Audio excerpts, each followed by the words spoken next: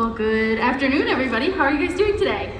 Good. Good. Welcome to the Indianapolis Zoo and welcome to Magnificent Macaws. My name is Madison and I'm one of the bird trainers here at the zoo.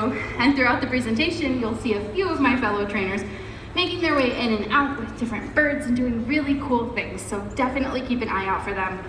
But we are so excited to showcase to all of you guys some of the incredible animals that we take care of here at the zoo.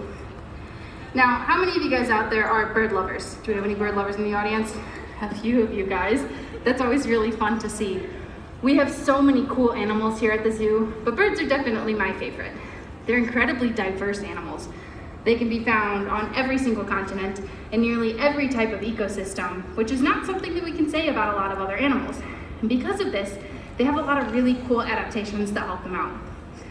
Now, an adaptation is just a characteristic that an animal has that helps them to not only survive, but to thrive in their environment.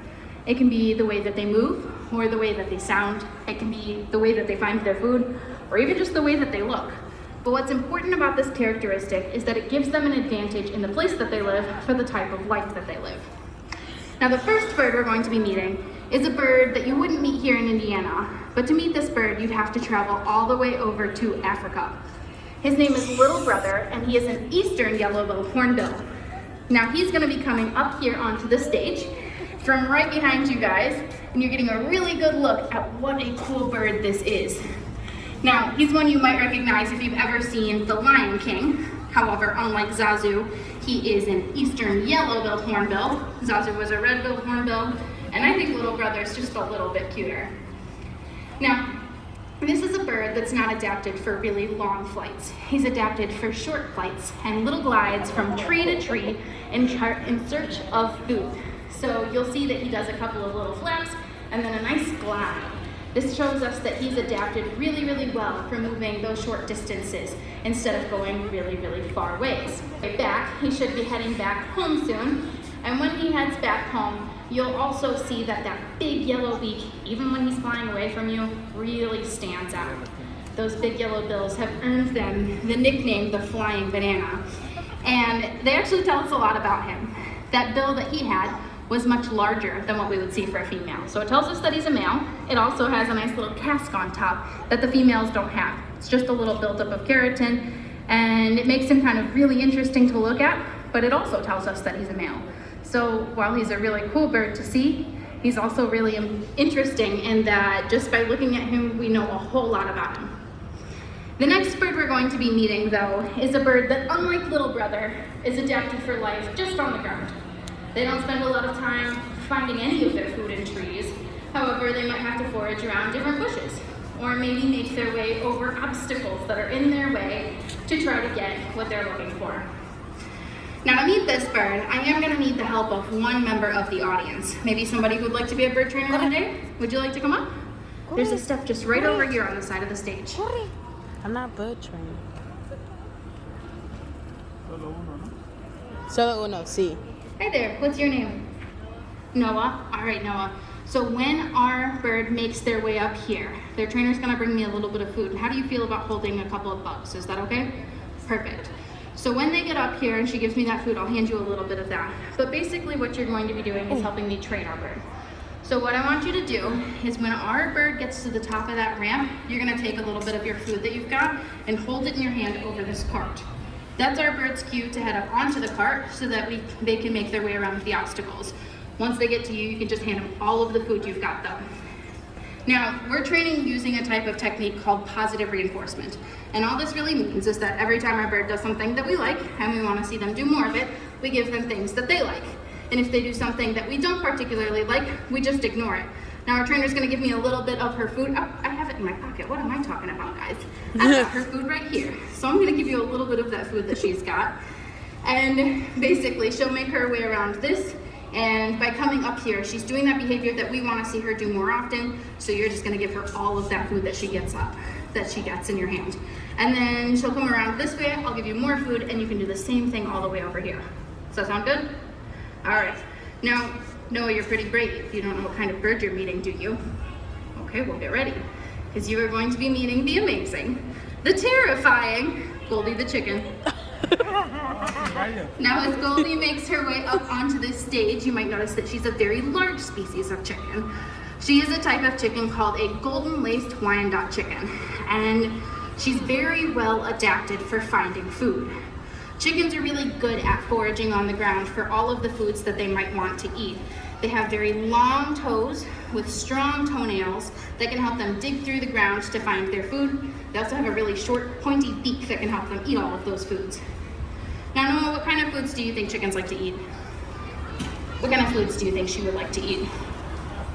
Bugs can definitely be part of it. She got a lot of bugs today. Bugs can be some of her favorite foods. However, chickens are omnivores, so they can eat things like bugs, but they can also eat things like fruits and vegetables and meat and even eggs sometimes. Now go ahead and hand that to her. Once she gets all the way through these hurdles, you can stick your hand over to give her that cue to head over.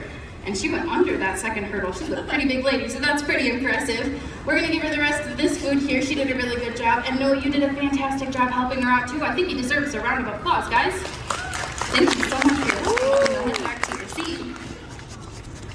Well, like I was saying before, we're able to train these behaviors with Goldie because we train using that positive reinforcement. We give her things that she likes when she does things that we want to see her do more often. And if she does something that we don't particularly like, we just ignore that behavior altogether. Now, the most important behavior that Goldie knows how to do, though, is to head back home. So she knows that when Cass opens up that crate door there, that's her cue to head on into her crate so that we can transport her safely from place to place. Now, how nice would it be if your cats and your dogs just walked right on into their crates every time you opened up those doors so that you could take them to the vets? You guys are able to train these behaviors as well. You can do the exact same thing using those same positive reinforcement techniques. Just give them the things that they like when they do the things that you like and you want to see happen more often, and ignore those behaviors that you don't particularly want to see happen again. It's a great way for us to make sure that Goldie's moving around really comfortably and confidently on stage, and it's something that you guys are able to do just as easily. Now, Goldie was showing us some really interesting ways and some really cool moves for a bird that's adapted for life on the ground to move around. However, when I think of birds, I typically think of that flight, and I think it's about time that we meet some of our best flyers that we have here at the zoo. Are you guys ready to meet our macaws? Yes. Alrighty. Now, here at the zoo, we have 3 different flocks of macaws. We have our racers flock, our pacers flock, and our pit crew. And coming from about a half-mile away on the other side of the zoo will be our racers flock. When they make their way in, it takes them only about 30 to 45 seconds to make that flight, but they'll fly around this pavilion and it's an absolutely beautiful sight to see. A rainbow of colors flooding around us and landing on this perch for you guys to get to see up close. It's also something we're really lucky to have here though, because macaws out in the wild are facing a lot of different threats. Things like deforestation and the illegal wildlife pet trade are driving their populations downward really quickly. However, the good news is, by being at the zoo, you guys are helping us to protect macaws, not just here at the zoo, but helping to protect macaws out in the wild as well. Because by supporting the Indianapolis Zoo, you all are giving us the ability to work closely with and support conservation organizations such as the World Parrot Trust and the Macaw Recovery Network. These organizations work closely with macaws out in the wild to protect and conserve their species so that we can continue to see them for generations to come. Now, if you'd like to go a little further and know what you all could do at home to help out macaws even out in the wild, they're actually really simple things. You can recycle your single-use plastics. It's a fantastic way to make sure that the trash that we're producing isn't ending up in waterways and then potentially in their environment. You can also buy produce that's grown locally and in season. Just doing this helps to make sure that the foods that we're eating isn't contributing to deforestation of their habitat. These simple things don't have much of an impact on our lives, but they have a massive and incredibly positive impact on the lives of wild macaws. And you guys are able to do that as well. And you're able to help protect sites just like this for generations to come. Ahí viene, ahí viene, ahí viene. I thought it's just in time.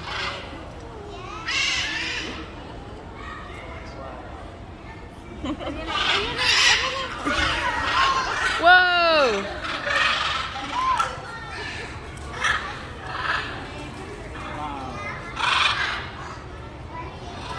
Now, as our birds are making their way onto this perch here, you guys are getting a really good look at that incredible adaptation of flight.